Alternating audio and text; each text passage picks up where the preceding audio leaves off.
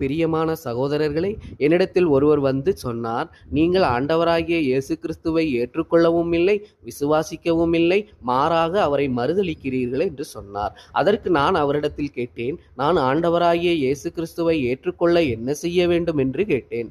அதற்கு அவர் சொன்னார், ஆண்டவராகிய இயேசு கிறிஸ்துவை தேவனுடைய குமாரன் என்று அறிக்கை பண்ணி ஏற்றுக்கொண்டு விசுவாசிக்க வேண்டும் என்று சொன்னார். அவருக்கு முன்பாகவே நான் ஆண்டவராகிய இயேசு கிறிஸ்துவை தேவன் என்று ஒருவர் இருக்கிறார் அல்லவா, அவருடைய ஒரே பேரான குமாரன் என்று ஏற்றுக்கொண்டு அறிக்கை பண்ணி விசுவாசிக்கிறேன் என்று சொன்னேன். அதற்கு அவர், நீங்கள் சொல்வது தவறு என்று சொன்னார்.